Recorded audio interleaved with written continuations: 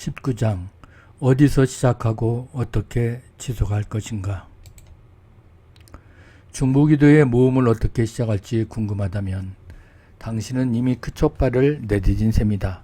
이 모험은 먼저 효과적인 중보 기도자가 되고 싶은 소원에서 시작된다. 다음 단계는 실제로 그렇게 되기로 결심하는 것이고, 이제 남은 일은 그 결심을 이루고자 당신의 삶을 계속 훈련하는 일이다. 경험이 부족하다고 기죽을 필요는 없다. 육상 선수가 달리면서 달리는 법을 배우는 것과 마찬가지로 당신도 기도하면서 기도하는 법을 배울 것이다. 어린 소년이 보잘것없는 자신의 도시락을 바쳤듯이 있는 모습 그대로 주 앞에 나아가 당신의 기도 생활을 그분께 드리라.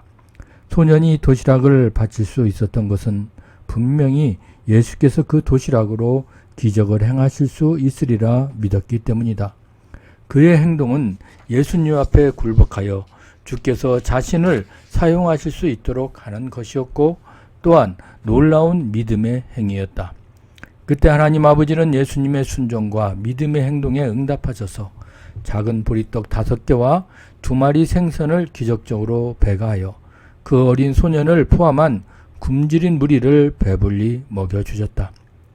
우리가 성령의 다스림과 지시에 계속해서 순종하여 우리의 삶을 내드릴 때 성령이 우리 안에서 그리고 우리를 통하여 그와 동일하게 역사하셔서 우리 중보 기도의 영향력을 초자연적으로 배가하실 것이다. 나는 수년 전 그룹 기도에 대해 알지 못하고 홀로 기도하며 처음으로 다른 사람들을 위한 중보 기도를 배웠다. 그때 나는 15분 정도 기도를 하면 더는 기도할 것을 찾아내지 못했다. 내 기도가 별 효과가 없다는 것을 스스로 잘 알았다. 그러나 나는 하나님께 내일도 같은 시간에 같은 장소에서 기도하겠습니다 라고 말씀드리고 그 약속을 지켰다. 나는 언제나 같은 시간에 같은 장소에서 기도드렸다. 다른 사람을 위해 기도하는 일에 나를 드리면 드릴수록 성령은 능력을 주시고 방향성 있게 기도하도록 더 많이 도우셨다. 그 6달 동안 나는 영적으로 그 이전의 어떤 시기보다도 크게 성장했다. 다른 사람을 위해 기도하면 할수록 나 자신을 위해 기도할 필요성이 점점 줄어든다는 사실을 알았다.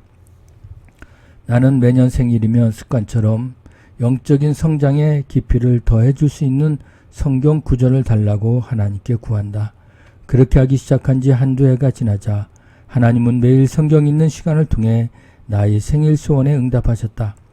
아래에 기록한 것이 바로 하나님이 나에게 계시하신 성경 구절이다. 보라, 내가 너를 이가 날카로운 새 타작기로 삼으리니 내가 산들을 쳐서 부수기를 만들며 작은 산들로 겨같이 만들 것이라. 이사야 41장 15절. 껍질과 겨로부터 곡식의 나라를 떨어내는 과정을 타작이라 부른다. 앞구절에서 나온 타작이란 단어는 2개의 관련 성구에서 중보기도에 비유된다. 이사야 66장 7절의 9절을 보면 나라를 위한 중보기도가 아기를 낳기 전에 겪는 산구에 비유되어 있다. 미가서 4장 9절에서 10절에서도 같은 비유가 사용되었다. 중보기도와 타작을 연결하면서 이제 일어나 타작하라는 소명을 주고 그 결과 열방이 변화될 것을 보장해준다. 딸 시온이여 일어나서 칠지어다. 내가 내 뿔을 무쇠 같게 하며 내 굽을 녹같게 하리니 내가 여러 백성을 쳐서 깨트릴 것이라. 내가 그들의 탈취물을 구별하여 여호와께 드리며 그들의 재물을 온 땅에 주께 돌리리라. 이 2 구절에서 말씀하신 것과 이사야 41장 15절의 유사성에 주의하라. 분명히 그 당시 하나님은 나를 격려하려고 이사야 41장 15절을 놀랍게 사용하셨지만 그 말씀이 그토록 생생히 다가오게 한 데에는 또 다른 목적이 있었다고 믿는다. 바로 그 진리를 내 삶에서 행하게 하여 다른 믿는 자에게 그 약속을 믿고 실천하도록 권고하며 용기를 주려고 하셨던 것이다. 말씀을 천천히 읽고서 당신 자신 안에 믿음이 생기기까지 묵상하고 말씀의 감동으로 다른 사람들을 위해 기도하는 데 자신을 드리라. 중보 기도자가 되는 일은 복잡하지 않다. 처녀였던 마리아가 아기를 갖게 될 거라는 놀라운 소식을 들었을 때 그는 순전히 반응했다. 말씀대로 내게 이루어지이다. 누가복음 1장 38절. 그것은 겸손과 믿음의 전형이었다. 마리아는 전적인 믿음으로 따라온 결과를 전적으로 수용하고 그 같은 기적을 행하실 하나님의 능력에 전폭적인 신뢰를 표현했다. 그의 반응은 인간적으로 불가능한 일이 어떻게 가능한지를 설명한 성령이 내게 임하시고 라는 말씀에서 비롯된 것이다. 이사야 41장 15절에 대한 우리의 응답도 그와 같은 것이어야 한다. 성령께 순복하고 그분의 다스리심을 구하며 믿는 만큼, 그리고 그분의 촉구에 순종하고 그분이 일하고 계심을 믿는 만큼 우리도 하나님만이 설명해 줄 수 있는 기도의 삶을 살게 될 것이다. 기억하라. 하나님은 어떤 일이든 2등급으로는 하실 수 없는 분이다. 우리의 주요한 책임. 만약 중보기도를 하는데 우리의 책임이 무엇인지를 알고 규칙적인 계획을 세운다면 그러한 책임들을 수행하기가 훨씬 수월할 것이다. 다음의 영역은 매일 몇 가지 항목씩 한 주마다 돌아가며 기도하거나 혹은 2주나 3주나 한 달에 한 번씩 돌아가며 할 수 있다.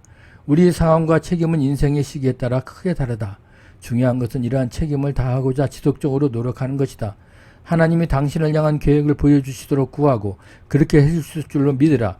나는 내 생애의 한 시기에 매일 아침 다른 일보다 먼저 예배와 중보기도를 드리고 상쾌하게 걷는 것이 건강에 크게 도움이 된다는 사실을 발견했다. 그러나 각자에게 무엇이 최선인지는 하나님만이 아신다. 우리가 중보기도해야 할 영역. 첫 번째, 직계 가족과 친척, 특히 비그리스도인들을 위해, 후자를 위해 기도할 때는 우리가 4장을 참고할 겁니다. 두 번째, 하나님이 선물로 주신 친구들. 세 번째, 세계의 모든 나라, 하나님의 백성을 중심으로 기도한다. 네 번째, 영적 지도자. 다섯 번째, 세계 각 나라의 권위와 영향력을 행사하는 지도자. 여섯 번째, 복음을 증거하도록 만나게 해주시는 잃어버린 영혼들. 그들을 기억할 수 있도록 이름이나 간략한 그런 설명, 전도할 장소를 목적으로 기록해두고 기도하기를 포기하지 마라. 당신이 바로 그들을 위하여 기도하는 단 한 사람일 수 있다. 일곱 번째, 언제라도 우리가 있는 자리에서 복음이 증거되고 있으면 거기 있는 불신자들을 위해. 라디오를 듣고 있거나 TV를 시청하고 있을 때도 해당된다. 나는 우리가 이러한 순간에 잃어버린 자들의 구원을 위해 중보기도 하도록 스스로 훈련하는 것을 하나의 습관으로 삼는다면 수천의 영혼이 더 구원받게 되리라 확신한다. 그렇게 하는 것은 보람이 있을 뿐 아니라 많은 결실을 거두는 일이기도 하다. 하나님은 그러한 기도를 하는 사람의 기도에 응답하시기 때문이다. 여덟 번째, 우리가 사는 도시, 마을, 이웃, 거리의 불신자들. 한 번은 키가 크고 푸른 눈에 곱슬머리를 한 어느 젊은이가 나에게 다가와 당신은 저를 모르시겠지만 저는 오랫동안 당신을 만나고 싶었습니다. 라고 말했다. 당시 나는 지금은 돌아가신 나의 어머니를 만나러 뉴질랜드에 돌아가 사촌인 데이비드와 데일 카레티 집에 머물고 있었다. 제프라는 이름의 청년은 사촌이 나가는 교회에 속해 있었는데 우리에게 신선한 생선을 가져다 주었다. 제프는 이어서 자신의 영혼이 구원받도록 성실하게 중보기도를 해준 것을 마음 깊이 감사한다고 말했다. 2해 전에 제프가 개종한 것의 가장 중요한 요인이 나의 중보기도였다는 말을 들었을 때 나는 놀라움을 감출 수 없었다. 그를 만난 기억이나 그에 대해 아는 바가 전혀 없었기 때문이다. 그러자 제프는 어린 시절 내내 뉴질랜드의 오클랜드 주 마을인 힐스보로의 엘더스게이트 로드에 살았다고 설명했다. 그는 그리스도인에게 전도받을 기회가 한 번도 없었고 부모님이나 다른 친척들에게 기독교적 영향을 받은 적도 없었다. 20대 성인이 되서야 처음으로 복음을 들었고 가족과 친척을 통틀어 유일한 그리스도인이 되어 그리스도께 삶을 위탁했다.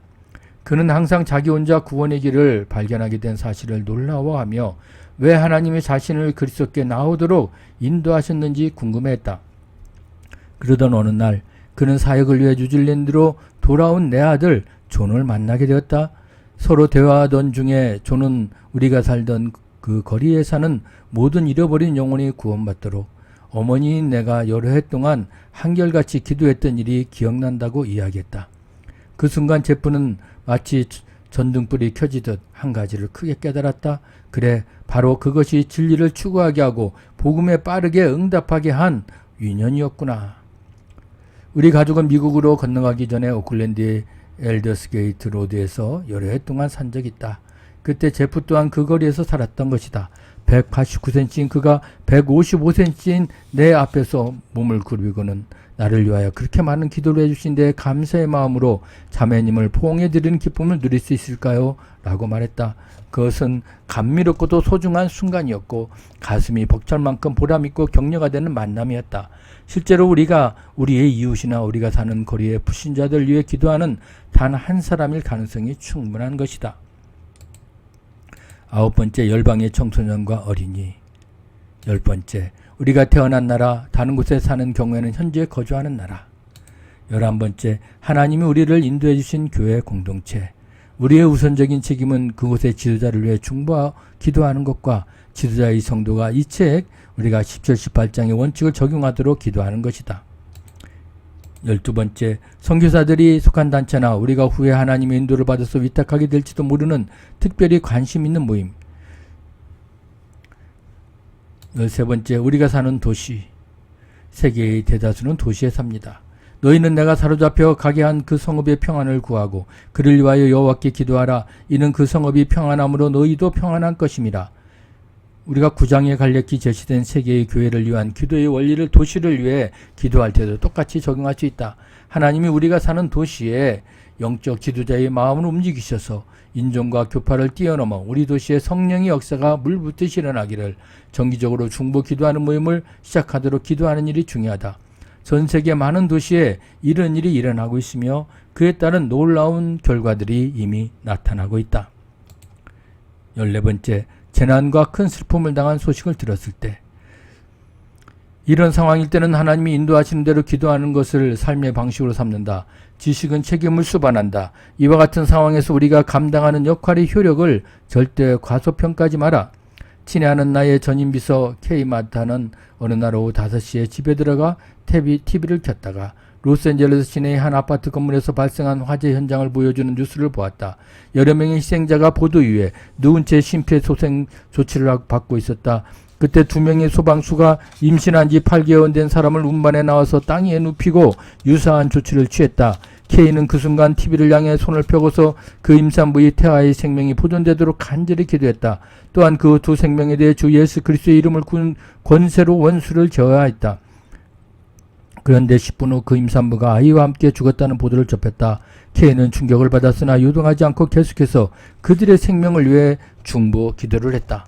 다음 날 밤에 뉴스를 보던 K는 매우 기쁘게도 한 의사가 로스앤젤레스 시내에서 일어난 화재 사건의 희생자인 어느 임산부에 관한 이야기를 하는 것을 들었다. 그 여인은 병원에 실려왔을 때 사망한 것으로 추정되었으나 당시 근무하고 있던 이 의사의 말에 따르면 응급실에서 의사들이 그 임산부의 희미한 맥박과 아기의 미세한 심장비통을 감지했다고 한다. 먼저 어머니를 희생시킨 후에 제왕절개 수술했고 어머니와 아기 모두 살아났다. 그 의사의 인터뷰 도중에 보도 위에 누운 채 소방수에게 심폐소생 조치를 받고 있던 여인의 모습이 녹화된 장면이 나왔는데 바로 K가 간절히 기도했던 그 사람이었다. 그 의사는 계속해서 의사들의 기적이라는 단어를 자주 쓰지는 않지만 이번 경우처럼 어머니와 아기 모두 살게 된 것은 정말 기적이라고밖에 할 수 없다고 말했다. K는 자신의 간절한 기도에 응답해 주신 하나님께 감사와 찬양을 올려드렸다. 15번째, 우리의 인생길에서 만나는 새 신자나 도움이 필요한 그리스도인들을 위해. 바울은 갈라디아의 그리스도인들에게 편지를 쓸 때 이러한 사람들에 대한 진인 기도의 책임을 분명히 표현한다. 나의 자녀들아, 너희 속에 그리스도의 형상을 이루기까지 다시 너희를 위하여 세산하는 수고를 하노니. 16번째, 우리 각자의 사역과 관련된 특별한 프로젝트 행사를 위해. 17번째, 가난하고 궁핍한 자들. 이런 사람들 중 대다수는 혜택을 받지 못한 나라나 도심 한가운데 그리고 난민 수용소 등에 산다. 가난하고 궁핍한 자들의 필요를 보았을 때 우리가 할 바를 하나님은 강력하게 말씀하셨다. 내 하나님 여호와께서 내게 주신 땅 어느 성읍에든지 가난한 형제가 너와 함께 거주하거든 그 가난한 형제에게 내 마음을 완악하게 하지 말며 내 손을 움켜쥐지 말고 반드시 내 손을 그에게 펴서 그에게 필요한 대로 쓸 것을 넉넉히 구워주라.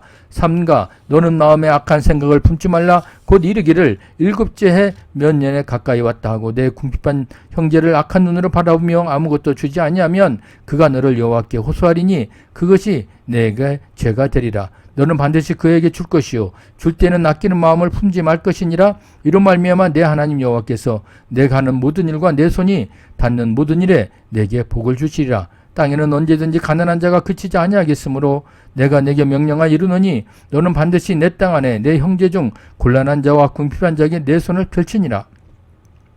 기도는 하나님의 손 움직임으로 힘임으로 가난한 자들과 궁핍한 자들을 중보기도로서 돕기 시작하라.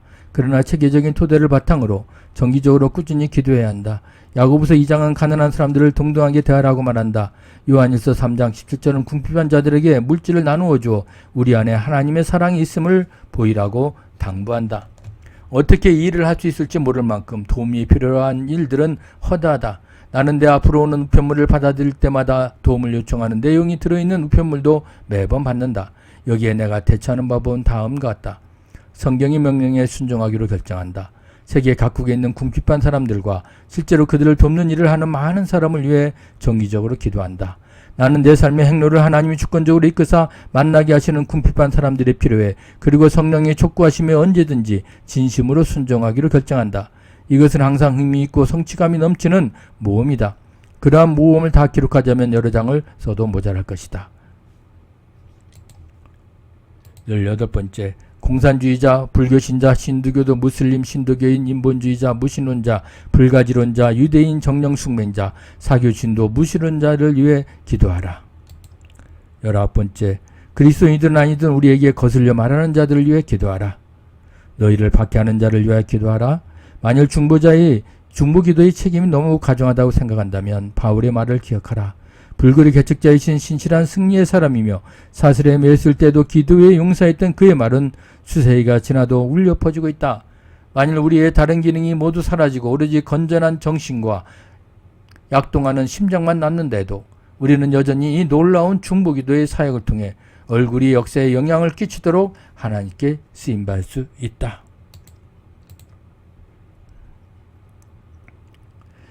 성령님이 인도하시는데 영적 전쟁을 치른다. 모험기도. 사랑하는 하나님, 여러가지 방법으로 목적이 있는 기도의 삶을 살도록 도우시는 주님께 감사합니다. 또한 주님이 나와 나의 상황을 잘 알고 이해하심으로 감사드립니다. 그러므로 어떻게 제가 이 책임에 놀리지 않고 체계적이고도 합당한 방법으로 감당할 수 있을지 보여주실 것을 신뢰할 수 있습니다. 저는 이 유익한 훈련의 결과로 얻어질 축복을 고대합니다. 제가 할 수 있는 부분을 행할 때 주께서 이 일을 가능하게 하는 은혜를 주신다는 약속으로 용기를 얻습니다. 내가 은총과 강구하는 심령을 부어주리니 놀라우신 주인이십니다. 주님을 정말로 사랑하며 주님의 귀하신 이름으로 간구합니다. 아멘.